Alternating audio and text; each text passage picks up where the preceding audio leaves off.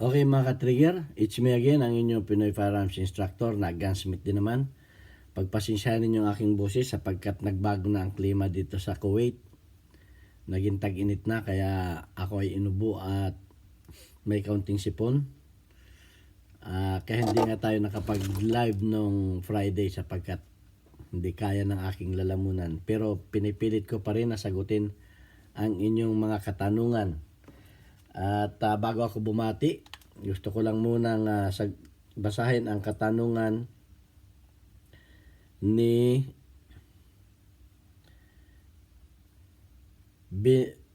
Benigno Medina.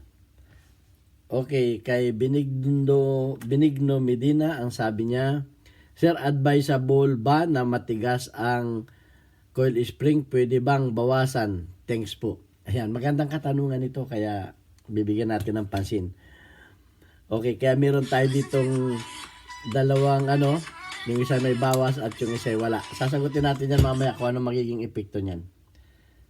So ayan, at babati muna ako sa lahat ng ating mga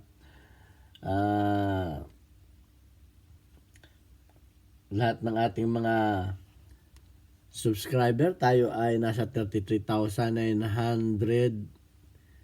plus na mga subscribers na. Maraming salamat, lalo tigito sa mga hindi nag-i-skip ng ads, nanonood na aking mga video sapagkat tayo po ay isang charity vlogger. May 6 na estudyante po tayo tinutulungan, malaking tulong po yan. At gusto ko lang magpasalamat din sa mga nagpadala sa ating GCash number. Ito ang aking anak na aking tresurera. Shout out kay JC Antonio. Tinatanong mo yung ating GCash number. Alam ko tutulong ka. At ayan ang ating GCash number. JC Antonio Official. Siya po ay isang vlogger din. Suportahan po natin siya. Nag-subscribe na ako sa kanya. Suportahan natin yung mga kababayan natin na mga small YouTuber. Kagaya ng aking mentor na si Jun Sahibert. Yan. At si Renegade Open Channel. ROC. Out of the box. Ayan. Ngayon ay papasalamatan ko din si Alfredo Isidro ng Ordo Sipay ng Las Piñas at ang aking kaibigan na architect Arnel Salvador, nagkaibigan ko dito sa Kuwait, na nagbigay sa atin ng tulong para sa mga estudyante natin tinutulungan na anak ng mga single parent. Ngayon din kay Boy Umay, okay, Jubil Platon, maraming salamat sa inyong mga tulong at sa mga tumulong na hindi nagpakilala, please pakilala kayo. Gusto ko kayong pasalamatan every vlog ko. At doon pa sa mga magpapadala at tutulong, maraming salamat sa inyo. Okay, at kay Alan Sumala, huwag ka nang manood ng aking video sapagkat ikaw ay na-stress. Sabi mo pa ulit-ulit na yung mga videos natin. Okay, ito na yung ating kasagutan. Okay, kay sino ba yung sinagot natin? Na po pwede bang putulan? Ayan, pinutulan natin. Ang kung bibilangin po natin ang coil spring nito, ito ay 28. Okay? 28 hanggang wag na niyo pabababain pa hanggang 25. 28 to 25. So, ang nagiging epekto po nito, ikakabit natin ito para natin malaman ang naging epekto. Mahirap naman yung tayo ay nagsasalita na hindi natin naman. Gusto ko kasi pag ako'y nagturo, may prueba lagi. Okay, kinabit natin ito. Ito yung may putol. Ito ay 28, ito ay 21. 21 coil. Okay, so pinutulan. Ang sabi niya ay, kung matigas ba ay pwedeng putulan. Okay, at kung titingnan natin ito, may putol ito, meron siyang malambot, saka pa lang siya titigas. Ayan o, malambot siya, parang may buwelo, may buwelo siya. Okay, samantalang itong walang putol, umpisa pa lang, kumbaga ay consistent yung yung pag-atras niya. Hindi yung malambot tapos saka palang titigas. So parang ang mangyayari niyan, yung recoil mo ay biglang gaganon saka palang siya kokontrolin. So kamukha nito, malambot no, may parang salyada. So anong magiging epekto nito? Baka masisira ang inyong barrel at saka inyong slide. Para siyang mag-uumpuga na gano'n, hindi siya makokontrol. Kasi nga may gano'n siya. At ang isa pa, mahinang mag-cycle ito. Baka pagka yung balik niya, baka yung bala niya ay hindi niya kayang may tulak, hindi siya mag-go-home, nakaganyan lang siya. Kasi pag hindi siya hindi siya mag-go-home, makaganyan lang siya. Kasi nga mahina din yung balik niyan ay hindi yan puputok pag nakaganyan ng konti yan. Hindi yan puputok. Okay, so yun ang hindi ko ina-advise. Hindi ko ina-advise na magputol kasi nga ay magkakamiro niya ng parang salyada. Ayan salyada na ganun. Parang vacuum. Pag yan ay pumutok, biglang gaganon yan. So, hindi maganda sa baril.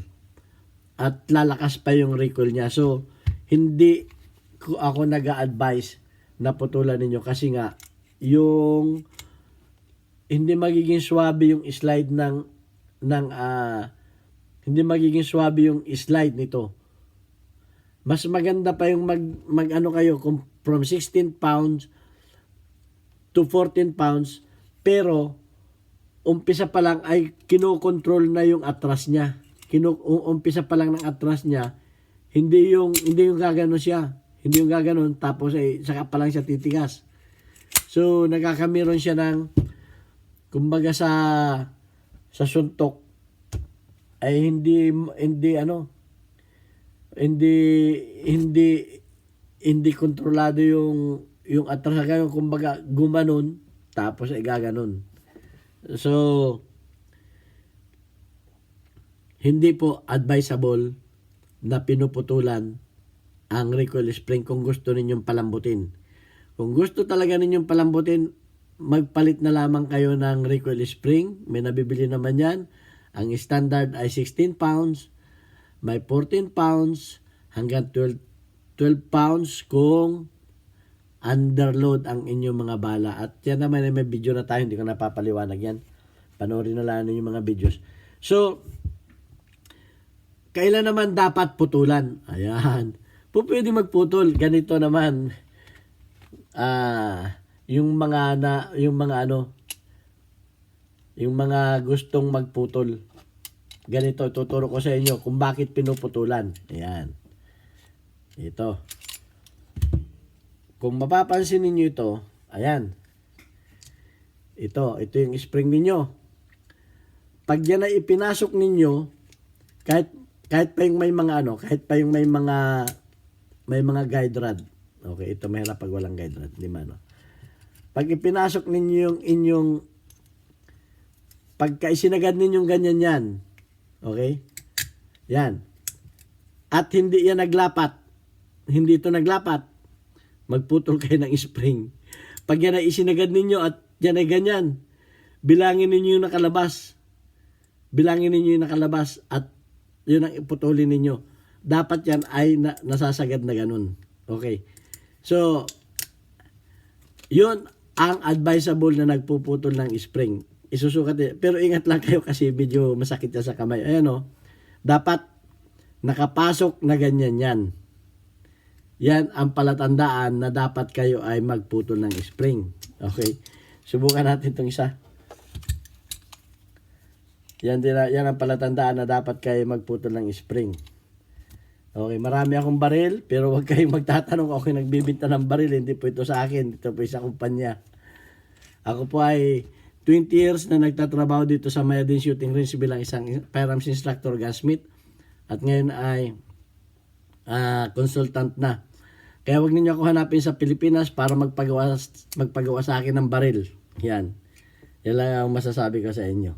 Kasi at saka huwag kayong magtatanong ng mga binibenta ng baril. Tinatawagan niyo yung GCash number ng anak ko.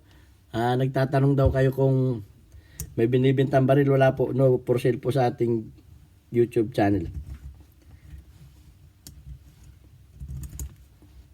Medyo mahirap po pag walang guide rod.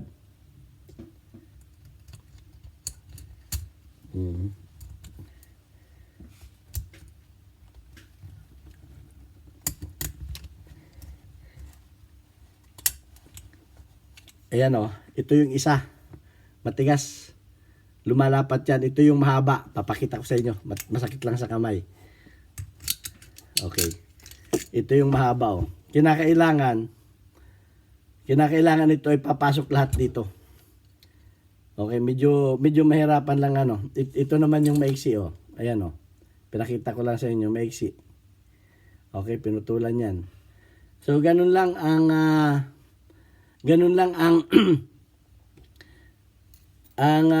kung talagang gusto ninyong bawasan, isukat ninyo. Isagad ninyo ito dito. Okay? Isagad ninyo yan dyan ng may spring. Yan, dapat lumapat ng ganyan yan pag may spring. Pag yan ay kumawang na ganyan, ay doon pwede kayo magputol. Okay, sana may natutunan kayo sa akin sa maliit nating kaalaman. At magtanong lang kayo at ating sasagutin. Ito ang inyong Pinoy Firearms Instructor na Gunsmith din naman. Hanggang sa muli. Thank you very much. God bless us all.